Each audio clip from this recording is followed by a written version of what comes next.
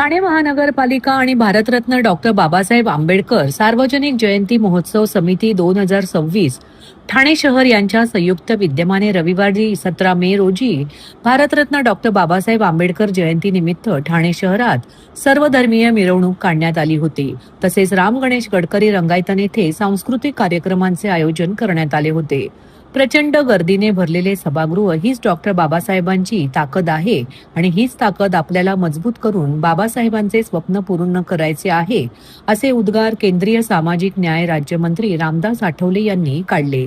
या कार्यक्रमास खासदार नरेश म्हस्के, अतिरिक्त आयुक्त 1 संदीप माळवी, सभागृह नेते हनुमंत जगदाळे, उपायुक्त दीपक झिंजाड, डॉक्टर बाबासाहेब आंबेडकर सार्वजनिक जयंती महोत्सव समितीचे अध्यक्ष नानासाहेब इंदिसे, कार्याध्यक्ष बुद्धभूषण गोटे, भास्कर वाघमारे, उपाध्यक्ष राजाभाऊ चव्हाण, रामभाऊ तायडे, पंढरीनाथ गायकवाड, सरचिटणीस संजय भालेराव, DF सावंत, संदीप खांबे, खजिनदार महेंद्र अनभोरे, प्रसिद्धी प्रमुख नितीन दूधसागर, राहुल लोंढे आदी उपस्थित होते. यावेळी खासदार नरेश म्हस्के यांनी देखील उपस्थितांना शुभेच्छा देत आपले मनोगत व्यक्त केले. ठाणे स्टेशन परिसरातून राम गणेश गडकरी रंगायतनपर्यंत छत्रपती शिवाजी महाराज पथ मार्गे काढण्यात आलेल्या मिरवणुकीत नागरिकांनी मोठ्या संख्येने सहभाग घेतला. विविध सामाजिक संस्था, युवक मंडळे तसेच आंबेडकर अनुयायांनी घोषणाबाजी आणि ढोल ताशांच्या गजरात उत्साहपूर्ण सहभाग नोंदवला. यावेळी अंशित कांबळे या 4 वर्षीय मुलाने भीमगर्जना आणि शिवगर्जना सादर करून उपस्थितांची मने जिंकली. राम गणेश गडकरी रंगायतन येथे आयोजित करण्यात आलेल्या सांस्कृतिक कार्यक्रमात गायक आनंद शिंदे आणि सहकार्यांनी महामानव डॉक्टर बाबासाहेब आंबेडकर यांच्या जीवन कार्यावर आधारित प्रबोधनात्मक गीतांचे सादरीकरण केले. या गीतांना उपस्थितांनी उत्स्फूर्त प्रतिसाद दिला. ठाणे महानगरपालिकेचे मालमत्ता कर म्हणजेच प्रॉपर्टी टॅक्स भरण्याचे आवाहन.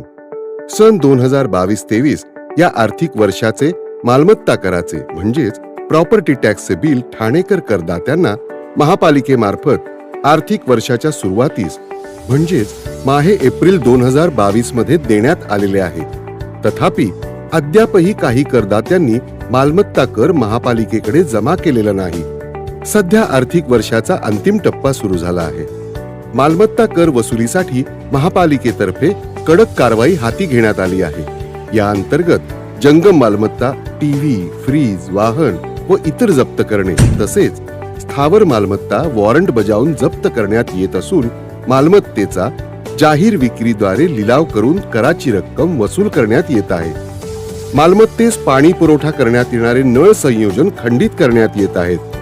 त्याचप्रमाणे थकीत मालमत्ता करावर 2% व्याज आकारले जात असल्याने भरावयाची रक्कम वाढत आहे. आपला मालमत्ता कर propertytax.thanecity.gov.in या लिंकद्वारे तसंच गुगल पे, फोन पे, पेटीएम याद्वारे ऑनलाईन पद्धतीने करण्याची सुविधा उपलब्ध करून दिली आहे. शनिवार, रविवार व सार्वजनिक सुट्टीच्या दिवशी नागरिकांना मालमत्ता कर भरणे सोयीचे व्हावे याकरता महापालिकेचे मालमत्ता कर संलग्न कार्यालय या दिवशी कार्यान्वित ठेवण्यात आलेले आहे. तरी मालमत्ता कर वसुलीची अप्रिय कारवाई टाळण्याच्या दृष्टिकोनातून मालमत्ता कर भरून महापालिकेस सहकार्य करावे. धन्यवाद. कोलशेत येथील तरीचा पाडा परिसरात पुठ्ठ्याच्या गोदाम आणि एका वाहन दुरुस्ती दुकानाला भीषण आग लागल्याचा प्रकार उघडकीस आला आहे. या आगीनंतर कोलशेत भागात धुराचे आणि आगीचे लोट निर्माण झाले होते. अद्याप तरी घटनेत कोणीही जखमी झाले नसल्याची माहिती ठाणे महापालिका आपत्ती व्यवस्थापन विभागाकडून देण्यात आली आहे. आगीवर नियंत्रण मिळवण्याचे प्रयत्न अग्निशमन दलाच्या जवानांकडून सुरू आहेत. कोलशेत भागात मोठ्या प्रमाणात गृहसंकुले उभारली जात आहेत. त्याचप्रमाणे या भागातील काही ठिकाणी अनधिकृत गोदामांची संख्या देखील वाढत आहे. मंगळवारी सकाळी 7:45 वाजताच्या सुमारास कोलशेत येथील तरीचा पाडा परिसरात पुठ्ठ्याचे गोदाम आणि वाहन दुरुस्तीच्या दुकानाला भीषण आग लागली. गोदामामध्ये पुठ्ठे असल्याने अवघ्या काही क्षणात आगीने रौद्ररूप धारण केले. धुराचे लोट हवेत पसरल्याने प्रदूषण देखील वाढले. घटनेची माहिती ठाणे महापालिकेच्या अग्निशमन दलाला येथील नागरिकांनी दिल्यानंतर अग्निशमन दलाचे जवान आणि अग्निरोधक वाहने घटनास्थळी दाखल झाली. आग पसरत असल्याने आगीवर नियंत्रण मिळवताना जवानांना अडचणी येत होत्या. सकाळी 9:30 नंतरही आगीवर नियंत्रण मिळवणे शक्य झाले नाही. या घटनेत कुणीही जखमी झाले नसल्याची माहिती ठाणे महापालिकेच्या आपत्ती व्यवस्थापन विभागाकडून देण्यात आली आहे.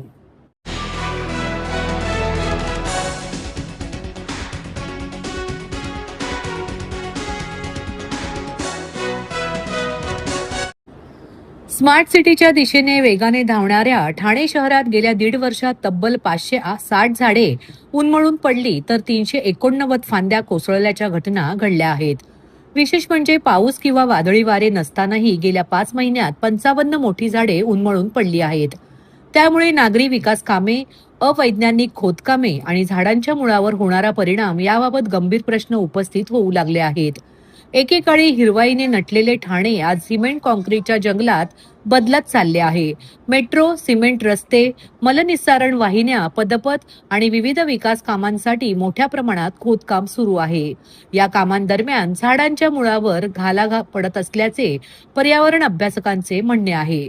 झाडांची मुळे तुटल्याने त्यांची जमिनीवरील पकड कमकुवत होते आणि थोड्याशा वाऱ्यातही मोठी झाडे कोसळण्याच्या घटना घडत आहेत. दरम्यान काही ठिकाणी इमारती आणि व्यावसायिक आस्थापनासमोर अडथळा येणारी झाडे जाणीवपूर्वक सुकवण्यासाठी त्यांच्या मुळांमध्ये ऍसिड किंवा रासायनिक इंजेक्शन टाकले जात असल्याची माहिती तसेच आरोप पर्यावरण प्रेमींनी केला आहे.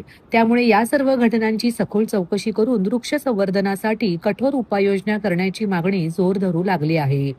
दरवर्षी वृक्षारोपणाच्या घोषणा केल्या जात असल्या तरी प्रत्यक्षात वाढलेली झाडेच कोसळत असतील तर ठाण्याची उरलेली हिरवाई धोक्यात आली आहे. पाऊस नसताना मोठी झाडे उन्मळून पडणे ही अत्यंत गंभीर आणि धोक्याची घंटा आहे. विकासकांदरम्यान झाडांच्या मुळांवर होणारे खोदकाम, सिमेंटचे वाढते जाळे, अवैज्ञानिक फांदी छाटणी आणि वृक्ष संवर्धनाकडे झालेले दुर्लक्ष यामुळेच ठाण्यात गेल्या 1.5 वर्षात 560 झाडे कोसळली आहेत. हे शहरातील बिघडलेल्या पर्यावरणीय व्यवस्थेचे वास्तव चित्र आहे. याविषयी अधिक माहिती पर्यावरण अभ्यासक डॉक्टर प्रशांत सिनकर यांनी दिली आहे. नमस्कार, मी पर्यावरण अभ्यासक डॉक्टर प्रशांत सिनकर.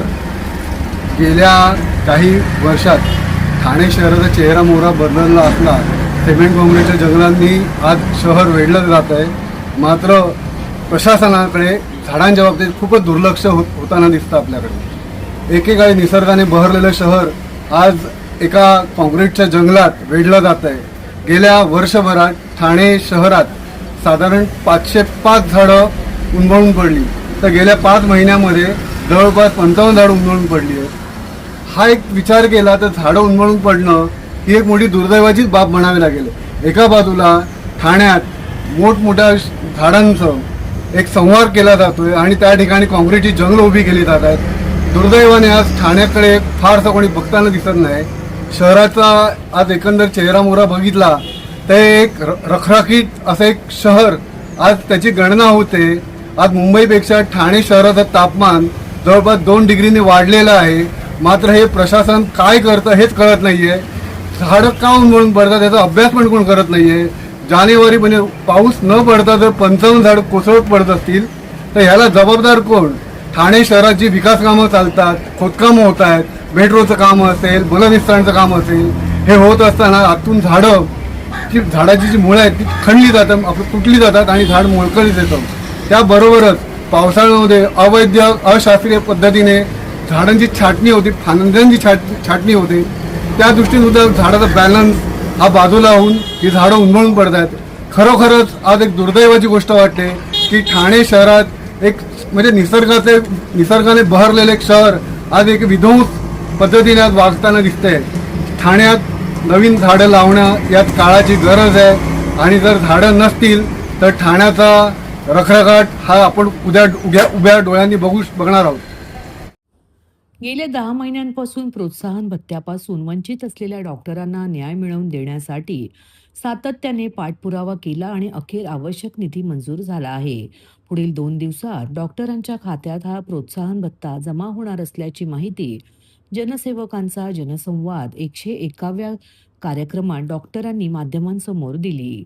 केंद्र व राज्य सरकारच्या सहकार्याने ठाणे महापालिकेमार्फत सुरू असलेल्या आयुष्यमान नागरी आरोग्य मंदिरामध्ये 40 डॉक्टर नागरिकांच्या सेवेसाठी कार्यरत आहेत. अत्यंत मर्यादित मानधनावर काम करत असतानाही त्यांनी सेवा अखंड सुरू ठेवली.